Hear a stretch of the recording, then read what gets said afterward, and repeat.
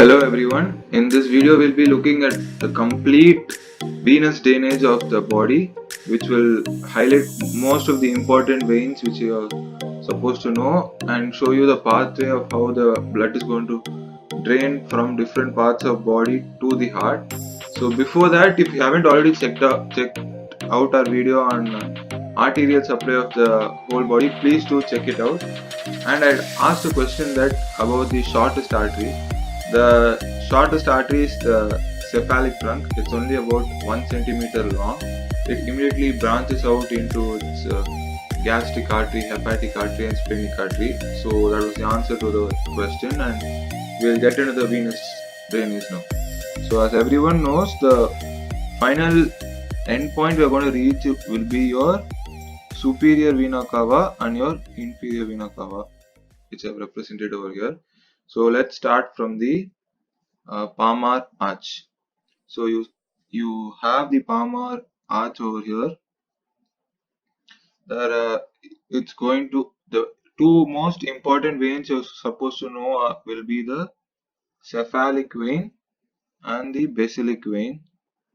Okay, it starts from the mid forearm, but from the palmar arch to the basilic vein, you're going to have a radial vein, ulnar vein, which will join together to form a brachial vein, and the brachial vein drains into the basilic vein. So the basilic vein and cephalic vein together drain into the axillary vein, which drains into the subclavian vein and into the superior vena cava. So that would be the pathway of the blood from the tips of your hand. So it'll go from the palmar arch through the radial vein or ulnar vein to the brachial vein, which drains into the basilic vein. Also, you're going to have drainage from the cephalic vein and basilic vein joining together and draining into the axillary vein. Then the axillary vein drains into subclavian vein. Subclavian vein drains into the superior vena cava. So that would be your upper limb venous drainage. Moving on to your lower limb venous drainage, you start from your plantar arch. You will have your anterior and posterior tibial vein, which drains into the popliteal vein, popliteal vein drains into the femoral vein. Femoral vein drains into external iliac vein. From external iliac vein, you go into the SVC, common iliac vein, and then you go to the SVC. So very important thing is you have another important venous drainage in the leg for the superficial parts of the leg. That would include your saphenous system.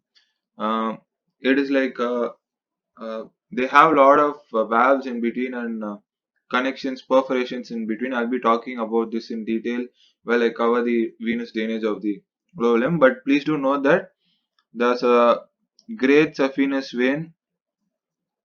There's a great saphenous vein which drains into the femoral vein, and a short saphenous vein which drains into the popliteal vein, both of which are going to bring blood from the superficial parts of the leg.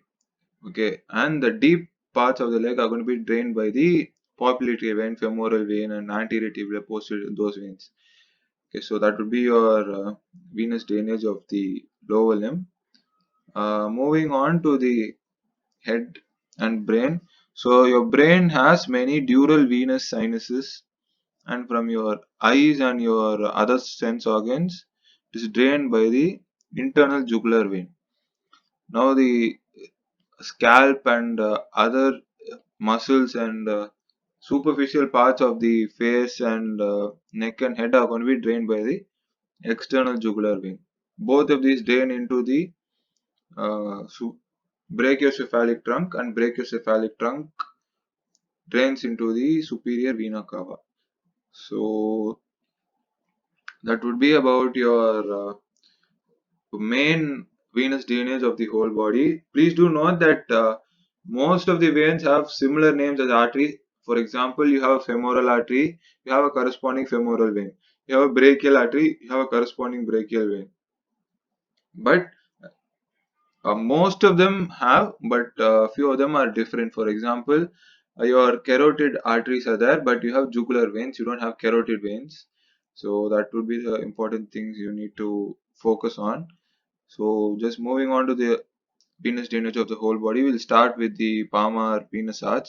So as I said, the palmar venous arch drains into the ulnar vein, the radial vein, which further drains into the brachial vein, which drains into the basilic vein. Palmar arch also drains into the cephalic vein.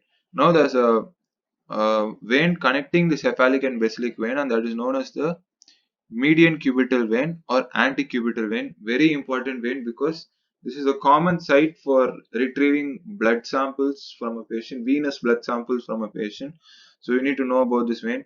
It's bound by muscles and bones, so it doesn't move around much, so you can easily take out blood from that. So that is the importance of this median cubital vein. So the cephalic and basilic vein drain into the axillary vein, which moves into the subclavian vein, into the brachiocephalic trunk, and finally into the superior vena cava. So that's the venous drainage of the upper limb. Moving on to lower limb, you have your plantar arch over here. So plantar venous arch drains into the anterior tibial vein and posterior tibial vein. They drain into the popliteal vein, which further drains into the femoral vein and the external iliac vein. Now, please do note that this part of the diagram shows the deep system of veins in the leg. Okay, so these veins have a secondary, they have a lot of pressure in them to take blood from the leg to the heart due to secondary muscles like gastrocnemius and soleus.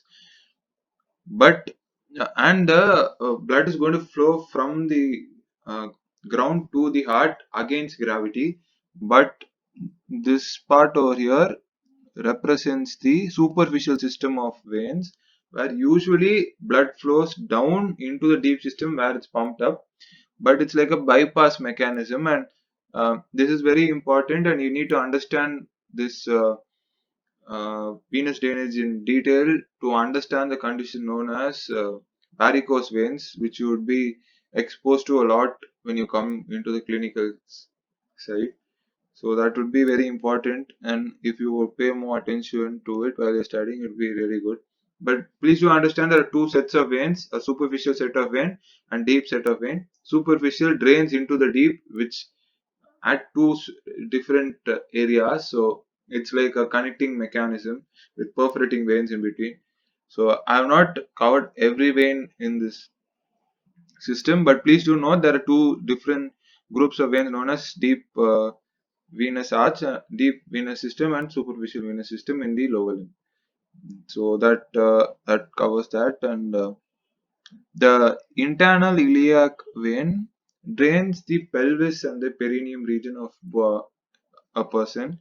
So all I couldn't write down for male separately and female separately, so I've written the common veins: the pudendal vein and the vesicular plexus are the common veins. Others will, you might have a penile uh, vein or some other vein to different parts of the reproductive system in a male and female. They're different, so I couldn't put it down over here.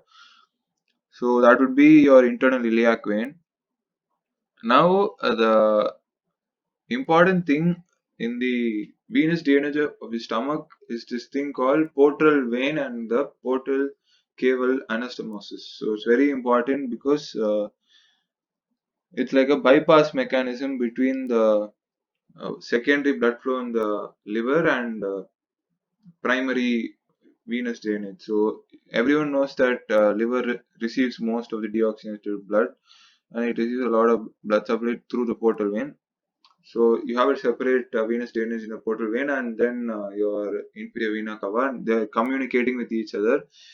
I have not mentioned the branches of the vena cava, inferior vena cavas, and the portal veins, but I have just mentioned the areas of anastomosis over here. So the first area would be the lower esophagus, the upper anal canal, the umbilical vein, the bare area of liver, or retroperitoneal.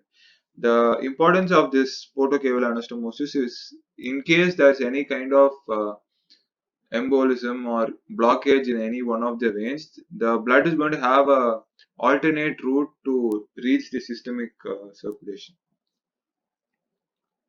And another important thing is this azygos vein over here. It acts as it supplies most of the thorax, and there's another vein called hemiazygous vein, and then internal thoracic vein and mammary veins in women. So this azygous vein actually is like a uh, bridge between your SVC and IVC, I would say, and it kind of produces a connection between them. So very interesting vein. You will study a lot about in the thorax. Finally, moving on to the head and neck. You have two sets of vein, the external jugular vein and the internal jugular vein. The internal jugular vein is going to drain most of the parts of the brain, eye, and ear. So how it's going to it will run inside the head, and it'll get its blood drain from the dural venous sinuses present in the skull, in different areas of the skull, inside the skull. So most of the details of this will be covered in your neuroanatomy chapters, but external jugular vein is what you need to focus on. External jugular vein is uh, the terminal endpoints which I would start with are the maxillary vein and the superficial temporal vein. Those both drain together to form the posterior retromandibular vein. The posterior retromandibular vein and posterior auricular vein drain together to form the external jugular vein. Now, an important measurement would be your jugular venous pulse that would help you determine or jugular venous pressure is very important in determining the pressure of the right atrium. So that's an important note on this external jugular vein. You can see the pulsation of the external jugular vein, and there's a common pathway between the internal jugular and external jugular vein. That would be a common facial vein, or the that is going to be formed by branches of the anterior retromandibular vein. So that would be the um, venous drainage of the whole body. I hope this video would have been very useful for all the first years. And please do comment whatever topics you want us to cover in detail, or you find something hard, please do let us know. And please click on the subscribe button and the bell icon next to it to get all our videos as soon as we upload them. Share these videos as much as with your friends. Thank you.